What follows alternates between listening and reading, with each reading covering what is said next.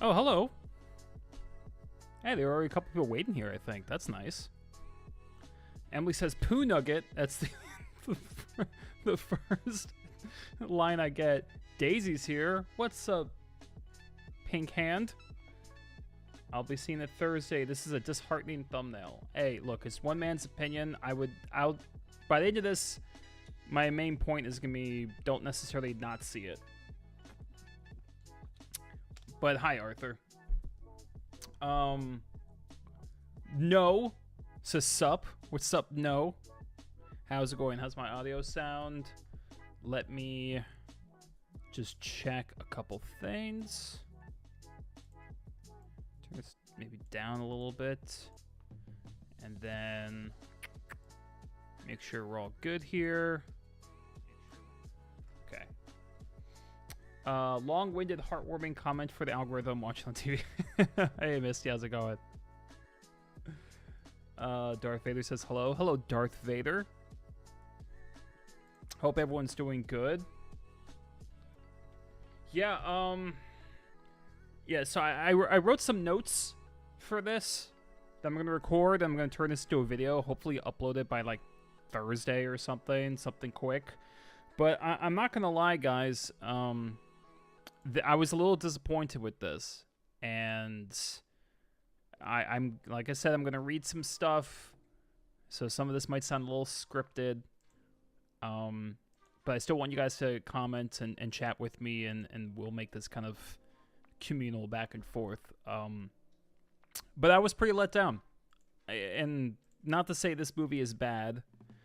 Yeah, we'll get to the ending. Holy shit, the ending. I think... Yeah, we'll just... Hold on. Let me just make sure I'm recording. Test, test, test. Test, test, test. All right.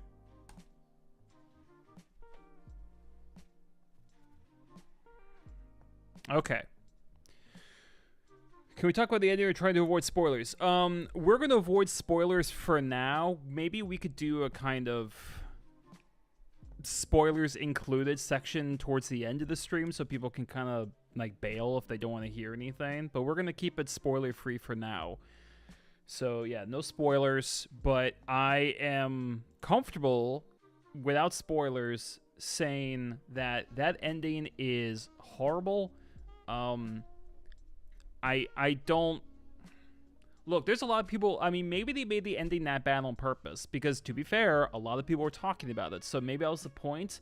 But I do not like the idea of, let's just throw something super random or sloppy in our movie just to get people to talk about it. I don't think that makes it good. I don't think that's the right direction for artists to go. And I feel like there are some people who, when they see something controversial, their impulse is, oh man, like this is probably great if it's annoying this many people. And it's not always true. And I have hot takes of my own. We all do. There are movies I cannot stand that people adore. There are movies I love that people despise. But I don't understand how anyone could like this ending. It's a complete farce. It's terrible. It's unjustified. And as I'm about to talk about in a minute, one of the biggest problems with this movie is that a lot of the decisions are unjustified. The editing choices, the music choices, the fucking ending are not warranted in any means. And that, to me, is not good filmmaking. Nohaj, would I recommend this movie to upcoming fathers and stepdads? No, I don't think I would. I would if more of the movie was like the first third. I think, and I have a feeling a lot of people are going to agree with me on this. I think there's a really solid hour in this movie. And I think that section, especially the first, there's like a good half-hour sequence in this movie that I think is great for father, sons, stepdads, sons, older brother, younger brother kind of dynamic. Not that it's even particularly affectionate. It just rings true as far as the father trying to protect the son, pass down necessary life lessons to them. So I think there's a lot of value in that. However, the movie takes a gargantuan shift in the second half This is something Danny Boyle has been known to do. And I just don't think it was a wise decision. You don't have to do it. You know? This was not necessary. This was not a necessary shift. And if you're going to make a kind of shift like that, if you're going to make some bold narrative choice in your movie, make it good. You know, make it fun, make it justified, show me something interesting. And with some exceptions, the movie really didn't. I mean, I don't know. I'm not against the idea of a movie completely changing in the second half, as long as it's as good. That's the thing. And the second half just isn't. It's not as good as the first half. It's not even close. Oh, boy. Yeah. It's the thing. We're going to just jump right into this, but oh my god. I can't with this. Whoops. Clicked the wrong button there. All right. All right, I got 8 people signed. Yeah, I'm just going to get started. Yeah, this was a bit disappointing for sure. So yeah, let's just get right to it. Hold on. I don't know if the music's too loud for you guys, but it's a little loud for me. I feel like I can't hear myself speak. So, one moment. I'm going to text my gal. Thank her for saying hi on stream. Yeah, they fucking dropped the ball. That ending... So, again, no spoilers. With the exception of the movie The Devil Inside, which is a found footage style Exorcist movie, I think this might be the worst ending to a horror film I think I've ever seen. It's up there. I think it's top 10. Like, worst... It might be top 10 worst endings ever. I'm struggling. I'm thinking of so many bad endings to movies. Devil Inside, Remember Me. God, I'm sure there's so many others I know I'm blanking on. Florida Project, bad ending. But this ending is so frustrating because I don't know if it's... I don't know if the ending to this is sequel baiting. I don't know if it was stupid just to have fun or create discourse. But my ultimate question is why? Why? For what purpose? And if someone could answer me that without spending a whole paragraph trying to describe on how deep and brilliant it was, that would be fantastic. Because for me, you should never end a film or any story with the feeling of throwing your hands in the air and going, what? Tone, tone's important. And this is tough because I feel like not everyone, don't want to accuse, but I feel like there are some people who are loving this movie that have a certain kind of toxic outlook on the people who don't. Be prepared for the "you just didn't get it" kind of vibe coming from some people who love this movie. Again, not saying everyone, but just prepare for those. Prepare for them people to burst out of the woodwork saying, "You just don't get it. You just don't appreciate it. You need a big brain," kind of thing. And I'm not buying it with this movie. I think this is just sloppy. And that doesn't make me stupid. It doesn't make me not appreciate bold filmmaking. I don't think it works here. I love a bold ending, but this was a fucking mess. Anyway, we'll just... I think we're getting a little bit ahead of ourselves. One second, and we'll get started.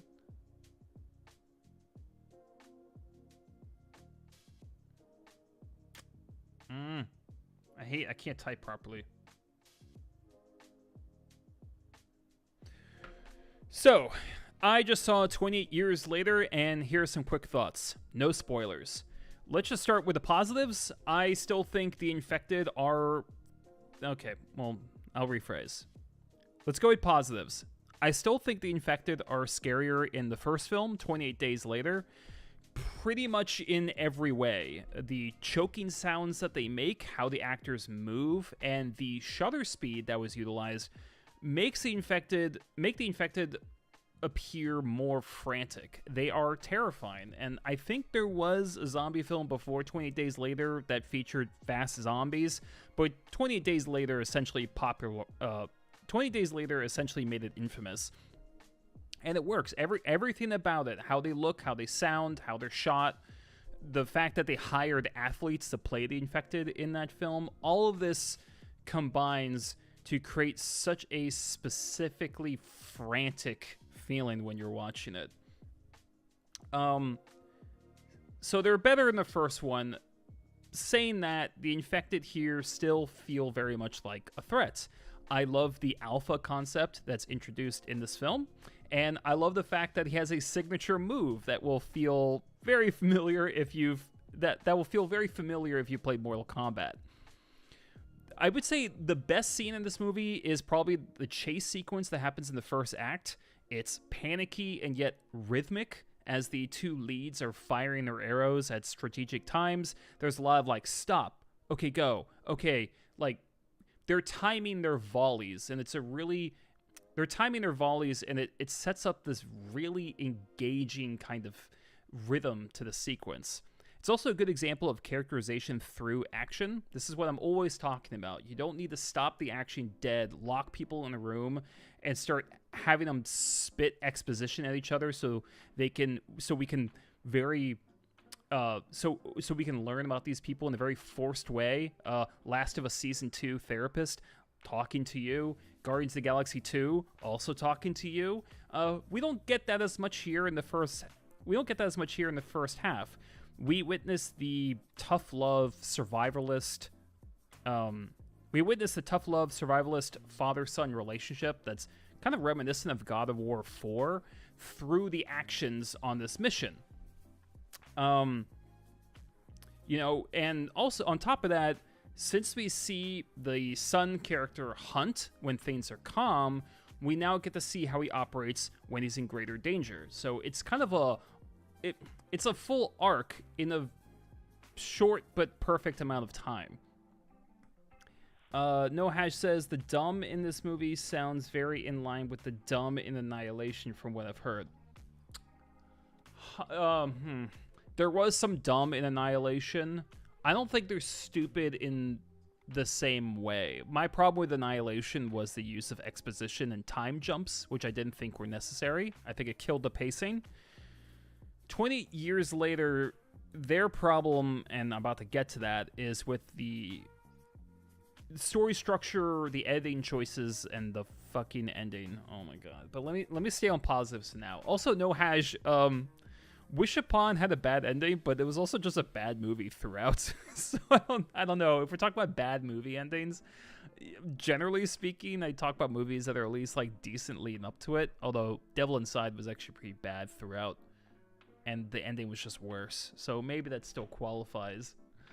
Oh boy, it's great question for chat. While I'm talking about the positives of this movie. What is the worst movie ending you've seen? Genuinely curious. We could say worst horror ending if it makes it easier, but worst movie ending ever. I think Devil Inside's still mine, but this is up there. This is so baffling, and I don't understand the purpose. Ugh. Wow.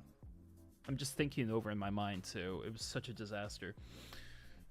Just saw VHS and it wasn't great. Yeah, VHS is not great. Most anthology films are not great. I would still give VHS like a low B because I think there's, out of the 4 sequences, I think there are 2 that are pretty good, but one of those 2 is fantastic. And it's hard for me to hate a film when there's a chunk of it that I love so much and scared me so deeply. I think you probably know which sequence I'm talking about. Actually, I got that wrong. VHS doesn't have 4 sequences. I think it has 5. But anyway, the middle of VHS, not great. One part in particular is actually pretty awful. But the ending is a lot of fun, and the beginning is phenomenal. Not the framing sequence that pops up throughout, but that amateur night short film with the creepy girl. That's one of the best horror shorts I've ever seen, and that alone, to me, kind of raises VHS up. But yeah, please, in chat, I'd love to know what you guys think the worst movie endings are, because that's something I kind of want to ponder a bit. And maybe that could be its own video, since 20 years later it certainly inspired me to think about that. Anywho, see, the thing is, I mean, if you guys watch my channel, I'm always championing experimentation. And God knows I am sick of bland movies we've seen 100 times making millions of dollars. Like the remakes of comedy movies, the Netflix schlock that we see all over the place, the overdone superhero films. Like, I'm so done. I'm so done with bland schlock all over movie theaters now. So I'm happy to see when movies swing big. And sometimes the experimentation works in this film. There are these moments in 28 Years Later that show what the infected did prior to the current scene, and they're kind of like gory replays, and they're kind of like gory memories, and they're all bathed in what looks like red night vision, and it functions well at being both very intense and suspenseful. The film is telling us, okay, this is what we have in store. This is what our characters might run into. It cuts into the pacing in a way that I think is effective, and it prevents the movie from becoming visually bland. I like these moments a lot. There's also, science is really damaged by the ending. Totally agree, Nohaj. It doesn't make any sense. Now I'm a fan of this song. Here we go. I cannot pronounce your name, but you're saying that it feels like part of a political commentary thing, an aimless, probably allegory. Secluded community, Shavs, Alpha with the big... The big what? we know what you're talking about. Oh yeah, there's another thing. There's a lot of cocks in this movie. A lot. There's a lot of nudity in this film, all from the infected. Yeah, that was actually pretty distracting. It was. Does it make it scarier? No, not really. But it was funny, and I like it's comical to me how many people are talking about that, because it's kind of hard to avoid. Yeah, there's definitely some lady infected in that universe that are having a lot of fun. Like 28 inches, shut the fuck up. Oh my god, Jesus. Yeah. Oh. Fucking Christ. 28 thrusts later. I think Signs comes to mind as the movie that would be most improved by the third act, because I love a lot of the setup in that movie. I agree. I think the suspense is great, but it was really let down by a twist that wasn't really a twist, but it was kind of set up like a twist, but it was also like a religious prophecy. It was messy. Shyamalan really dropped the ball with the story there. Deppy, he's got the Deps. How's it going, Depp? Depp was just in Japan. Everyone say hi to Depp and ask him about Japan. Yes, Arthur, thank you. So I'm getting sidetracked from my review right now, but yes, I've had people disagree with me on this, Arthur, because I've mentioned this on my channel. I hate the exposition dump in Psycho. Now, granted, that movie came out in 1960 or so that was more common back then. They felt like they had to explain stuff to the audience. Maybe that was just a thing they did. Kind of think about like the Twilight Zone or something. The character would walk out and kind of speak directly to the audience. It felt like that. But the thing with Psycho is that it's an old film, but it feels very modern in a lot of its approach. Like, it was basically the first big slasher. The camera setups were bold. I mean, it's a really dark, interesting movie, and then you have this totally outdated and unnecessary exposition dump at the end that we could have figured out ourselves. It was a mess. Nohaj says, I hear someone hate the end of Hateful Eight. Yeah, Hateful Eight ending I also liked, but I understand why people didn't like it. It's very hard to watch. It feels very gleeful in its violence, so it does feel uncomfortable when you're watching it, especially since, as an audience member, you're more likely to try to protect female characters than male characters, so it can feel like the movie is like kind of overly happy to put a woman in that much pain. However, that female character totally deserved it. She was evil. So, you know, if you really want to be feminist, if you really want to treat everyone equally, at least to an extent, yeah, that I think she deserved to be tortured and killed just as much as any male character has. So I didn't have a problem with the ending, but I understand why it put people off. But thank you, Arthur, for supporting me on that, because I felt like I was the only one that had a problem with that scene in Psycho. I hated it. And it's such a great last shot, too. God, if it only had just cut to that, we would have been gold. Depp says, I was about to write, yes, I recently returned in Japanese, and I realized no one would understand shit. Yeah, yeah. I mean, I guess someone could have just copy and pasted and put it in Google Translate. That's cool. Did you learn any Japanese? I heard it's a really easy language, like super easy. You could just learn it in like a weekend. Okay, well let me continue. Make sure Audacity's still going. Oh yeah. One-Eyed Kaneki. Yes. We're about to get into the negatives. I'm right now on the positives for this movie, which there are. There are positives to this movie. I just reading some notes. So let's see more positives.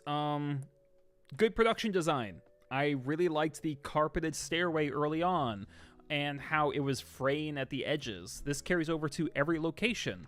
Everything looks lived in, and what doesn't look lived in looks wild and overgrown by nature. There was never a moment I didn't believe any building or room or any location in general. The work with the sets, the props, all of it look fantastic, and I think the art direction in general is very strong in this film. When you have something taking place in a different time period, especially post-apocalyptic films, sci-fi films, it's very important for us to buy this world. And they did, the art department on 28 Years Later did great work making this feel like a different world and a consistent one at that. 10 Cloverfield Lane. Oh, yeah, that's not a great ending, is it? I didn't despise it. Some people really hated it. But it's not great. It's, yeah. I would have been fine. Spoiler for 10 Cloverfield Lane. I would recommend watching the film. It's pretty good. I would have been fine with the aliens showing up. Like the small one. I would have been fine with that. What I wasn't fine with was the giant spaceship and the Molotov cocktail and the explosion. Like that was just nonsense. There should not have had that. But I would have been fine with the early bits of that sequence. Depp, we were talking about I asked chat to recommend worst movie endings. I would love to know if you have one. Because yeah, 20 years later, oh buddy. I actually can communicate on relatively simple terms Japanese. That's awesome, Depp. Very impressive. Would you say the movie is like divisive, you'll either love it or hate it kind of deal? Yes. Well, I would say you're either gonna love it or think it's just kind of meh. I think the most divisive thing about it isn't that it's political or it's too gory or not gory enough.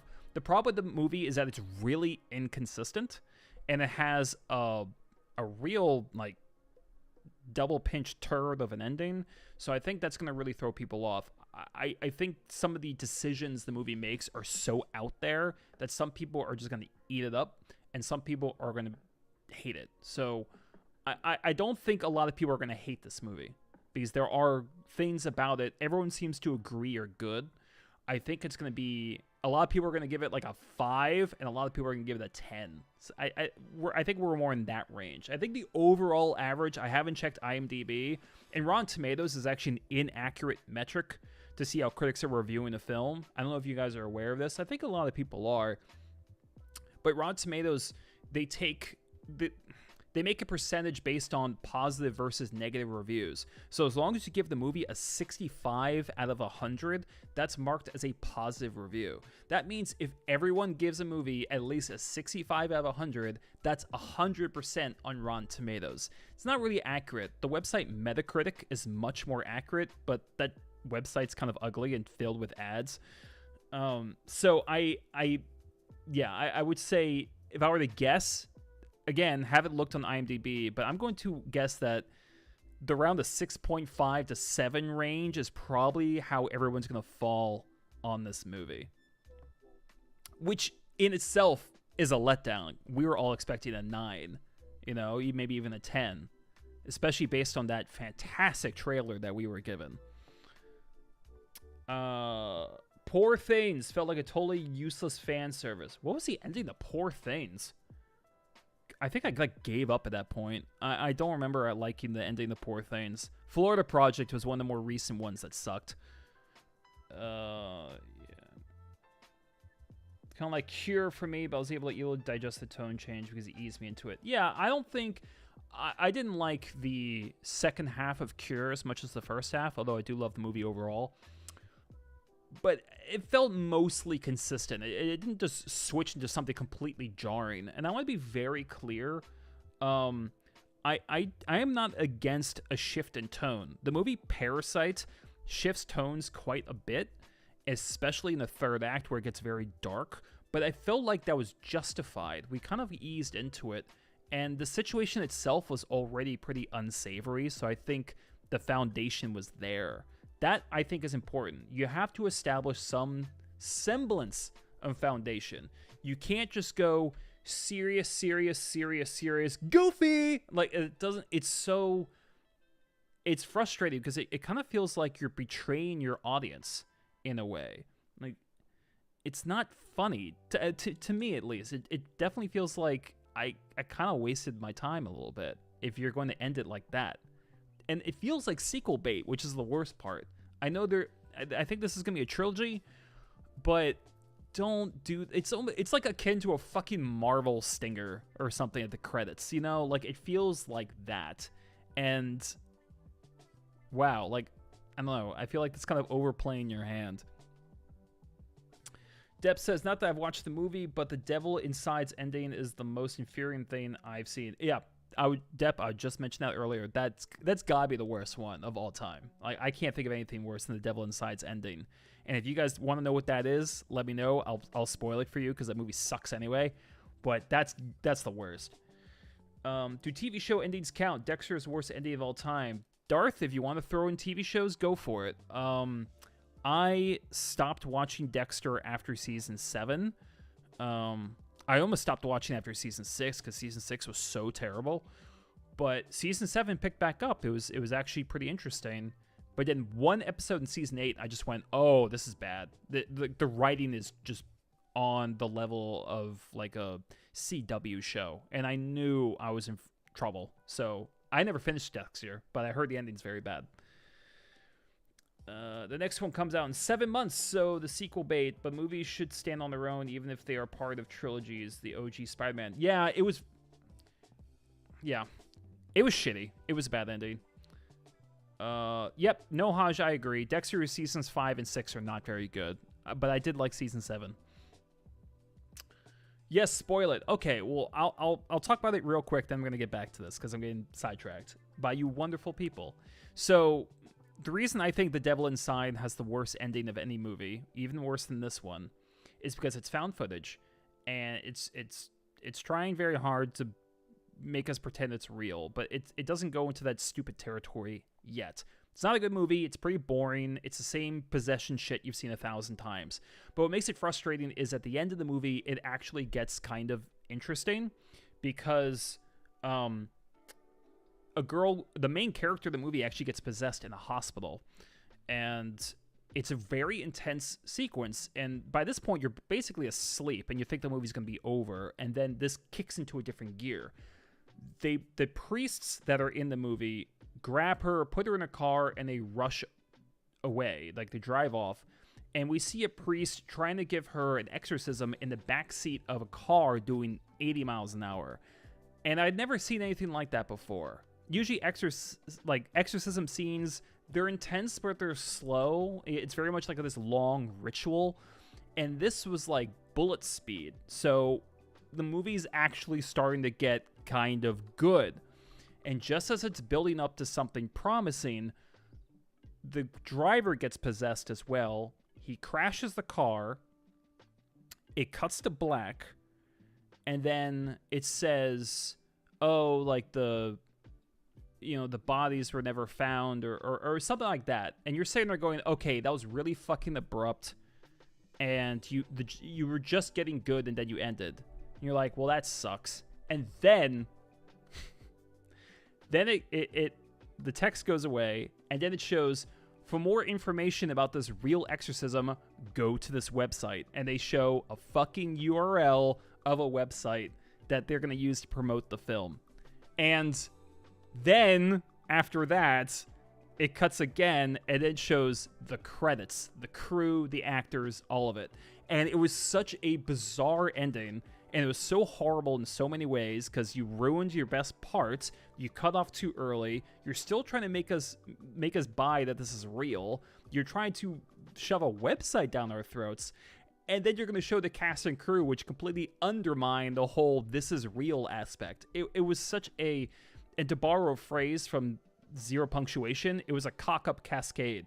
It was one thing after another that it's I don't know. I saw it in theaters, and people were throwing their popcorn and screaming. And apparently mine was not the only theater that had that.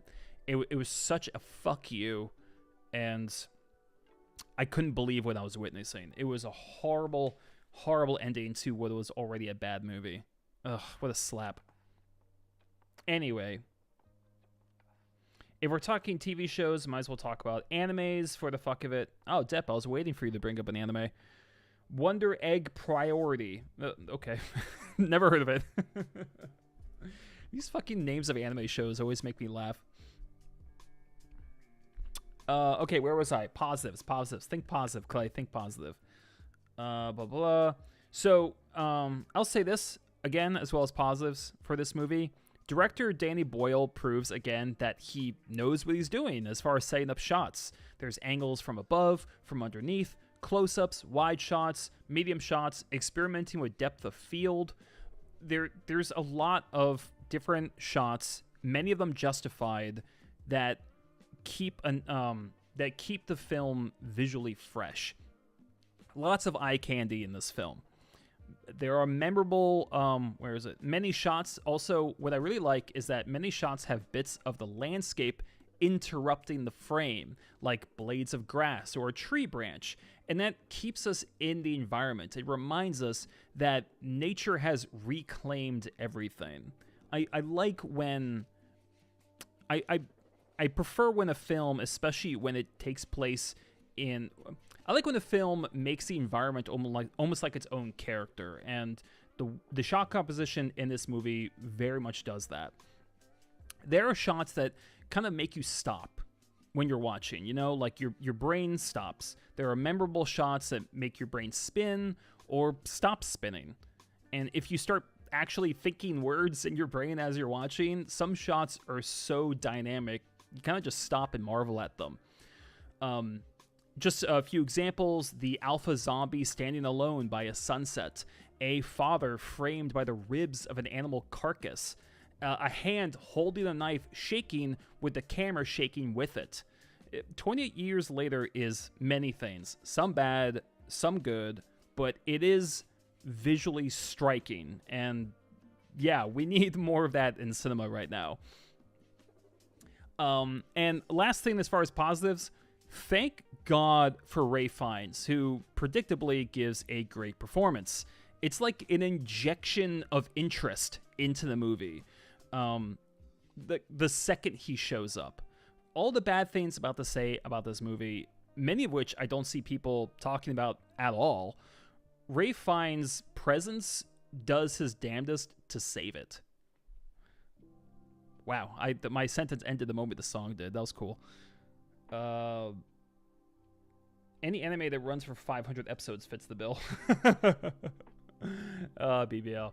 Yeah, that's why I can't get into certain shows. I'm like, hey, someone says, hey, you should watch this show. I'm like, how many seasons? They're like, 32. I'm like, no. No, thank you. I can't. Dr. Guy has a kind of Marlon Brando character feel from Apocalypse Now, which I would love to call good if it didn't feel shallow. A little bit. I think he's a bit more sophisticated than Colonel Kurtz from Apocalypse Now, but you can't compare the two. Marlon Brando's character in Apocalypse Now is better performed. It's way better shot. There's more of an atmosphere around him, and it's also built up much more in the plot. So, yeah, I mean, those are like apples and oranges to me. But I'm also obsessed with Apocalypse Now. It's one of my all-time favorite movies.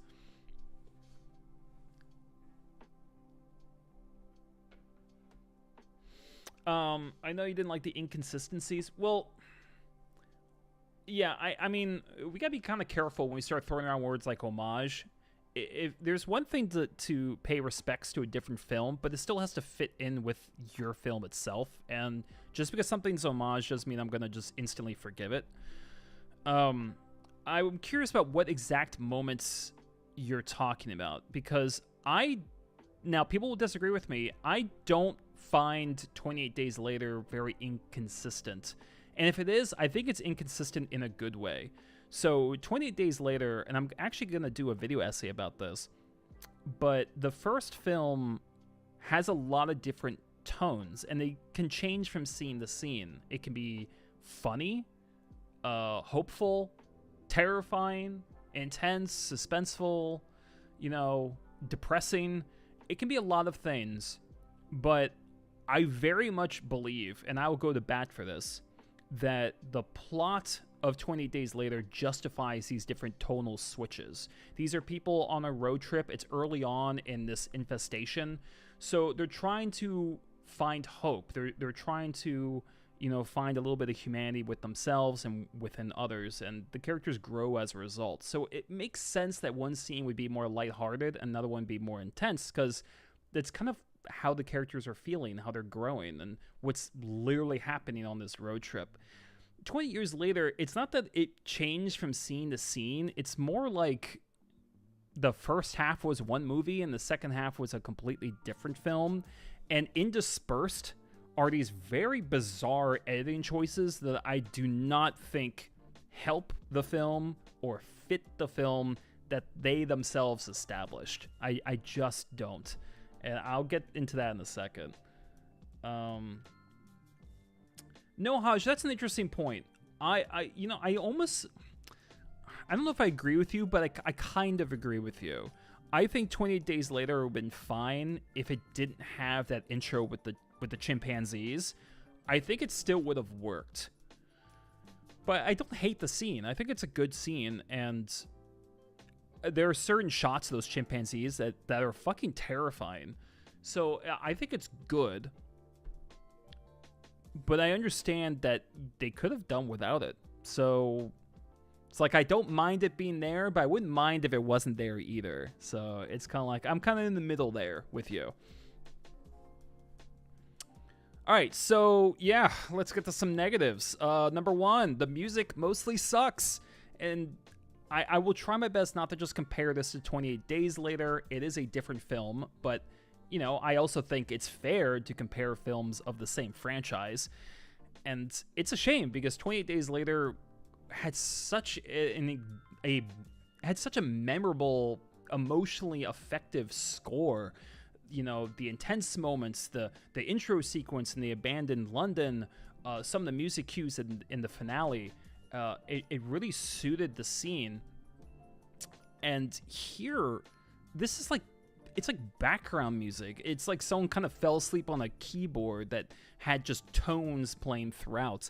And there were distinct moments here and there where the music was actively distracting me. there are a few moments where it works, and again, you can play a happy or maybe weird song to go along with something that's scary. That can actually enhance the scene, but overall, I don't think the music was handled well at all. It's either when you notice it, it's more distracting than anything, and most of the time you don't even notice it. I don't know what went wrong with the music here. So yeah, music mostly sucks. The ending is fucking horrible. What do you want me to say? I'm not gonna spoil it. No spoilers, but God, nothing about it works, and I'm prepared to see 3-paragraph long comments talking about why it's so brilliant, but it is, to me, it's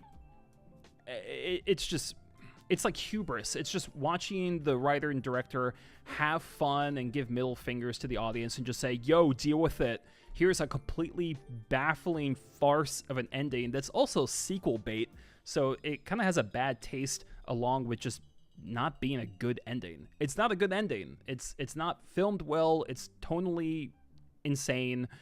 And it's like the film didn't really know how to end. And I think a big part of the reason the film didn't know how to end is because it was kind of boring in the last third. So I don't know. It's almost like they were waking themselves up by adding that ending. Anyway, yeah, I've never seen that show, Deb. I'm curious if anyone else in chat has. Yeah, it's just, I mean, I've been talking about that for a little while now. The ending is terrible. I'll be happy to debate anyone about that ending, but you're not. I don't know how anyone's gonna convince me that the ending isn't like sequel bait at best and just a total fuck you at worst. It's nonsense. It is, and it's not even well done. You know. Ooh, Glass is a terrible ending. Yeah, Glass ending was bad. Very bad. Actually, quite a few M. Night Shyamalan movies have bad endings. Signs ending was bad. Glass ending was bad. The Visit end credits was excruciating. Last Airbender ending was horrible, but so was the whole film. Yeah. Not good.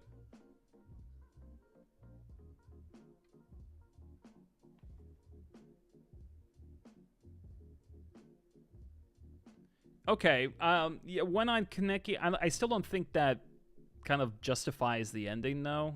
Like, we're not going to see the next one for months, so you got to judge the movie kind of on its own merits, and, like, you're going to go to a theater, you're going to pay money, you're going to sit down, you're going to watch it for 2 hours, you're going to be bored for about an hour, and then the movie's just going to kind of throw that at you and then cut to black, and what are you supposed to do, stand up and applaud? No, you're not going to. You're just going to sit there and going, what the fuck was that? And that is not a good feeling to have when you're watching a movie, when you're paying for a movie, when you're investing your time in a film. I'm all for being experimental by making audience members scared or uncomfortable or taking them out of their elements, but this was just a portrayal of the film that was leading up to that point. Is it bold? Yeah, but it's a complimentary word. So I don't want to use the word bold. It's just random. It's just nonsense. Yeah, no, I understand your logic when I Kaneki. Like, I get it. It was very clearly leading to a sequel, but what a fucking mess. All right, Misty, thanks for swinging by. Oh, Sinister. Oh, Depp, good call out. That was a terrible ending. Whew. My God. Yeah, good call out. Yeah. Again, I can't pronounce your name, but exactly. Just try not to spoil it too much, but yeah, it was nonsense.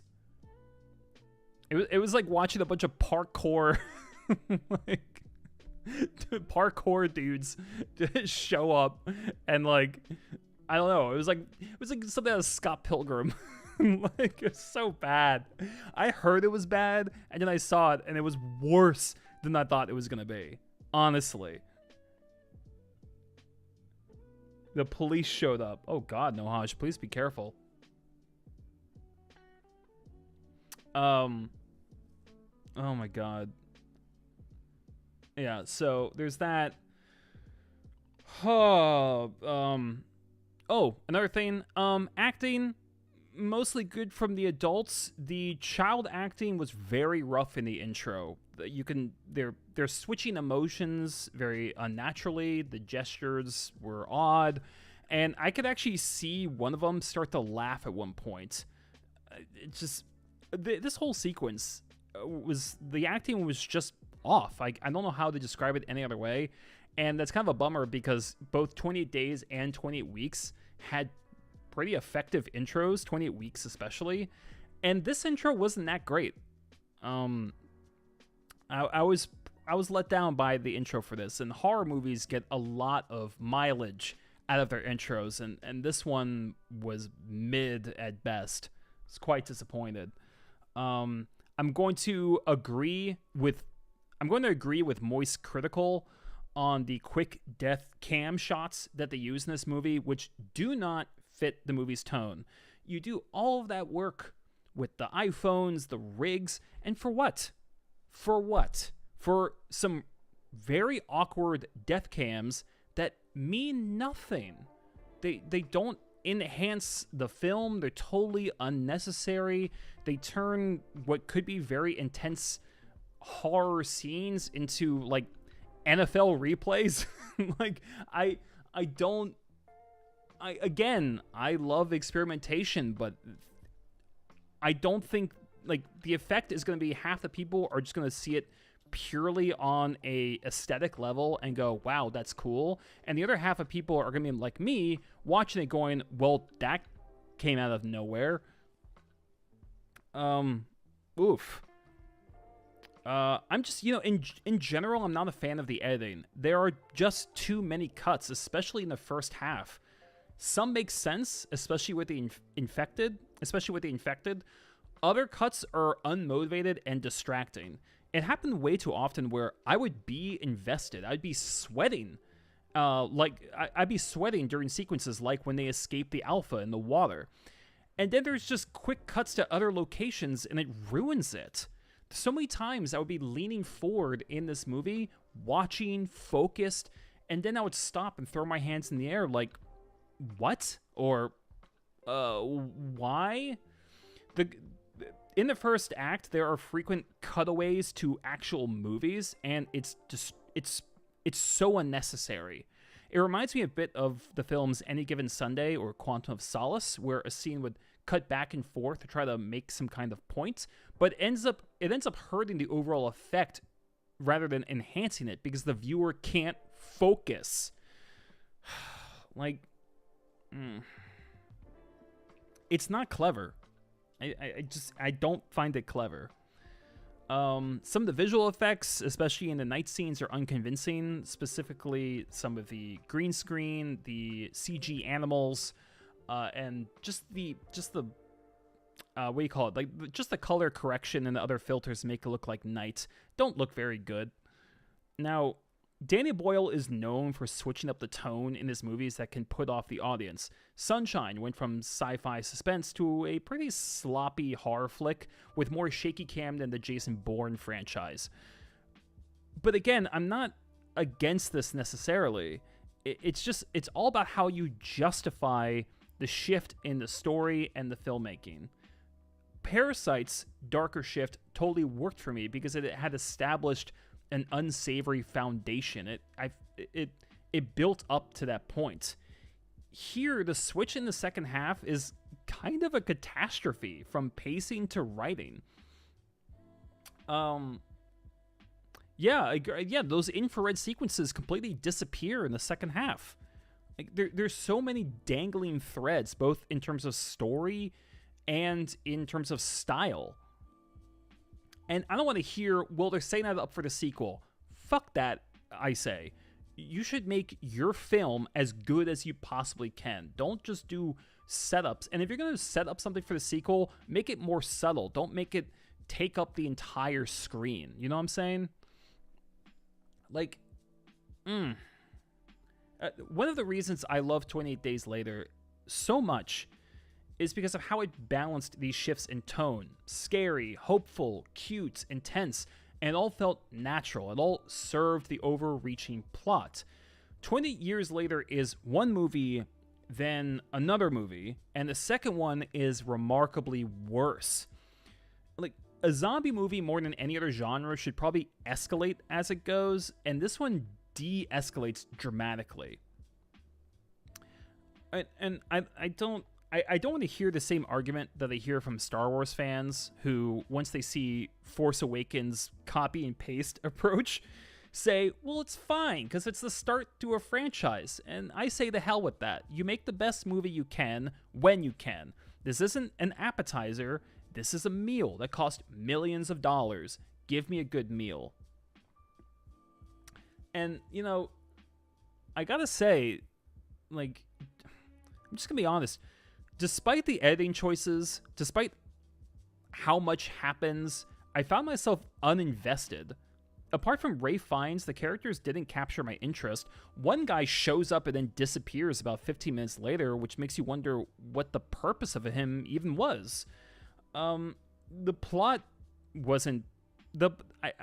I was bored with the plot. I didn't follow it along as closely as I did with the first film. I had no allegiance to anyone or anything. Did you guys really care about the mom? I'm asking genuinely. Like, did you really... Were you having palpitations because she might be in danger? Did you really? I want to know. Because when someone is nothing but a liability, the movie needs to give me more reasons to like them, to make them want to live. I don't know. I don't think the movie did enough to make me care about practically anyone in the film. Did the dialogue in this movie fester in your brain? Or were there any exchanges of dialogue that really made you feel something? Did you desperately want these people to succeed? And that's my biggest problem with the movie. It's not the ending, the mediocre music. It's not that it's a mess, which it is. But it's that it did such a bad job justifying all these choices. So by the end, I stopped caring. What was the point of this? What do I get out of it? Because it's not intense enough, it's not dramatic enough, and it's not insightful enough. It's just a little bit of all these things, and they don't add up to a whole. At least, not for me. So, you know, with all that said, I think there are moments of promise in this film. I can appreciate bold decisions, but the film is dragged down by a lot of choices that don't make sense, pacing problems, a horrible ending, and a lack of justification for a lot of what we see on screen. 6 out of 10. This is a great movie who thinks sloppy equals brilliance. It's a masterpiece for those who love telling others that they don't get it. I can see this working for some people. I definitely think there is a solid 45 minutes to an hour in this movie. For me, this is a massive disappointment. I don't just want 28 Days Later again.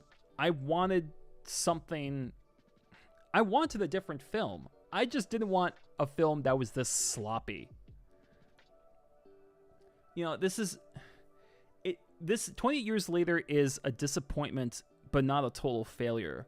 But in a way, kind of being in the middle there feels worse. Memento Mori didn't make you cry? No, it didn't. There's so many beats to this film that are trying to tug at your heartstrings, and they fail so hard. God, because there's not enough good build-up. The acting isn't strong enough for most of the cast. None of the dialogue sparks, and that's the you're kind of hobbling yourself when you make the first half and the second half so divergent like this, because all the build-up has to be restarted. you know? So you didn't give yourself enough time to kind of play with these different plot threads.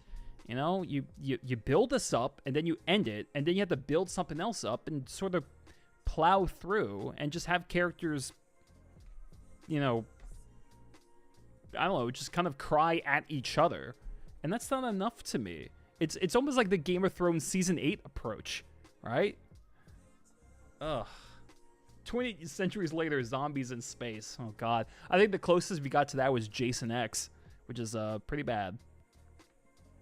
Anyway. Whew. Man. Hold on, let me make sure I'm still recording. That is my spoiler-free review of 28 Years Later.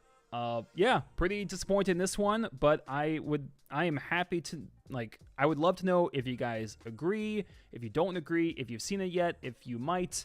Comment below. I would love to hear from everybody. Share the video, subscribe, check out the Patreon link below if you want some fun rewards, and thank you to everyone for supporting the channel.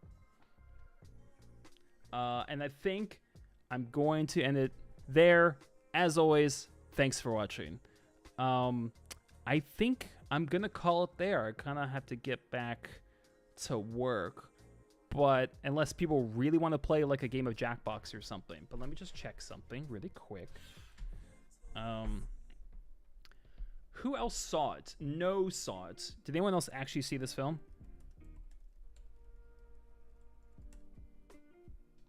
Hold on. No, I think I'm good.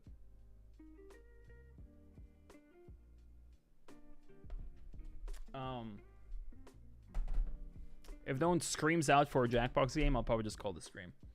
But yeah, I saw it last night and I had so much to talk about. I just started feverishly writing notes, and then I knew I was gonna do a video about it. I'm probably like a week late to this, but fuck it. I've been traveling a lot. I was sick for a while, so my video output has been kind of low in May and June, which I'm really mad about. But hopefully I can start putting out more stuff, and I'm very excited for September and October. I got some really cool video ideas coming out. One last thing, when my more popular videos was doing like a Oscars for horror, for all the horror movies in 2024. So it was like the Oscars, but just for horror films, where I made my own categories. The whole thing, people really seemed to like the video, even though they're upset that Smile 2 didn't just sweep everything. But whatever. And I was thinking about, I'm definitely going to do that for 2025. I'm going to do a Oscars thing for horror movies from this year. But I was kind of thinking about doing like a retrospective one and start going backwards. And so do Oscars for 2023 horror films as well. Still debating it. I've been watching some 2023 horror films. The problem is that wasn't the best year for horror. Like, there were some good ones, like Talk to Me, When Evil Lurks, but it wasn't a great year. So it's actually kind of difficult, like, giving out nominations when I can't think of like a single good horror script from that year. Yeah, so we'll see if I end up doing that, but I definitely have some more videos. This video, I'm going to turn this into a video. I'm going to do a retrospective on 28 Days Later, and I want to start doing a series of trying to find the most underrated film ever and taking suggestions from my Patreon members about that. So that could be fun as well. Anyway, I think I'm going to call it here. I hope you guys had fun listening to me rant about this movie. It's not the worst scene ever. I wouldn't say don't watch it, but you might be kind of frustrated when you do. It's, you know, it's definitely not what the trailer promised, which will piss people off. And I just, even apart from that, I don't think its inconsistencies worked in its favor. I think that's probably the best way I could sum it up. The choices they make don't serve it very well. And I don't think not liking this movie makes you a small-brained pleb.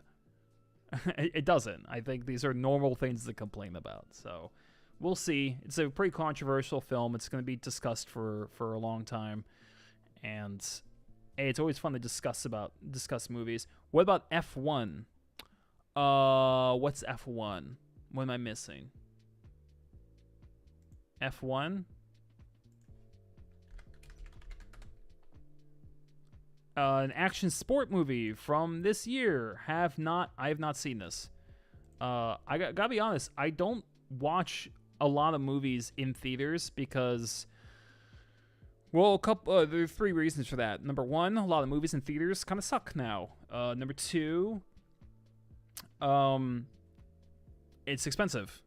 And number three, actual theater patrons, people who go to watch movies in theaters, are getting worse every year. I swear to God. They cannot control themselves. They won't shut the fuck up. They take phone calls. They're texting. It's awful. And theaters do not enforce it unless you're at the Alamo Drafthouse. I'm just so disappointed with how people act in theaters these days. And I'm always like petrified of whether I'm going to be, in that kind of theater. And I don't want to get, you're just getting older. I don't think it's that. I've been seeing movies in theaters for years, and people were never this, intrusive in theaters. I think it's just because everyone's on their phones now. So I guess that's to be expected. But I blame theaters for this as well. People are going to be dipshits in the theater. The theaters should have people stationed and to tell them, like, you, turn your phone off or get out. No refund. All right? But they don't actually have people stationed in theaters. That would cost money.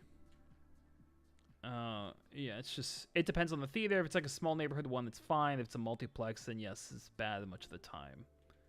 Yeah, it's a thing. I prefer to watch movies at home where I'm not surrounded by dipshits. And it's unfortunate because I've had good theater experiences. I have. I saw The Dark Knight on opening day.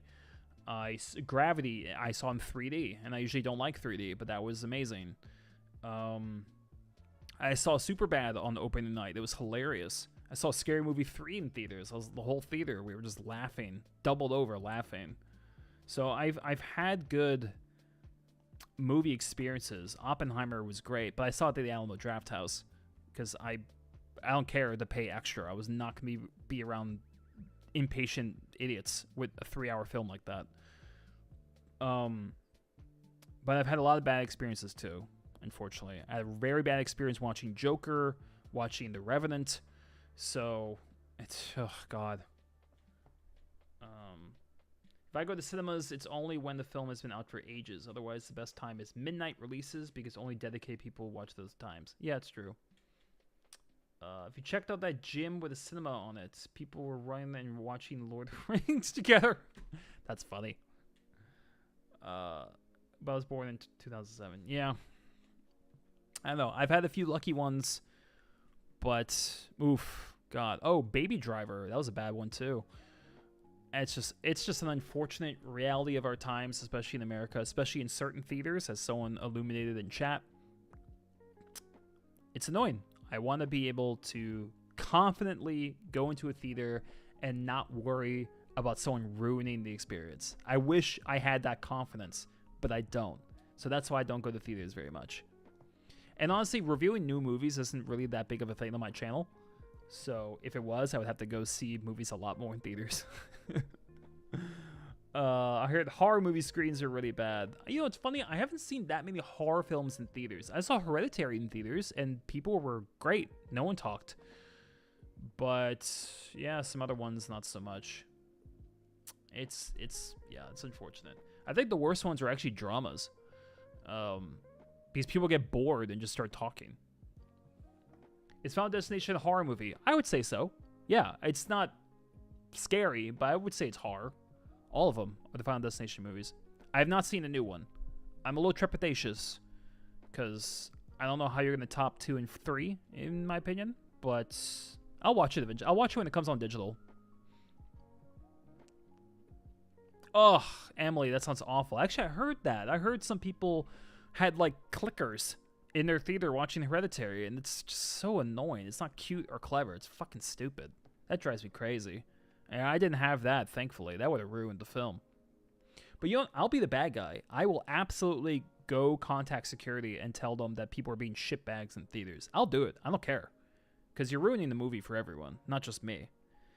So I'll do that. I had to do that watching Joker. I had to. I've talked about this before. There were kids having a full-on popcorn fight during the first 10 minutes of Joker. And I'm like, I can't watch this. Like this, I'm not going to pay for this. So I had to contact security. I don't call me the bad guy. I don't care. I think they're being the bad guys personally. Just saying. Anywho, I'm going to call it here. As always, you guys are amazing. I scheduled this stream today, like 2 hours ago. I was not expecting like more than 2 people to show up. So if the fact that a bunch of people did, especially some new people I see, fantastic. If you're not subscribed to the channel, please do. I have lots of stuff, not just horror. I have montages, video, like just discussions in general. I have of some a bunch of like top 10 lists. I have lots of things on my channel, and I'm planning new videos, and I'm trying to live stream more frequently. So please enjoy the rest of the channel, and I will see you guys next time. Most likely, we'll also be streaming this Saturday. Most likely. I will confirm on my Discord and the posts tab on my YouTube channel. So I'll make sure, but it will be scheduled, and most likely it will be Saturday.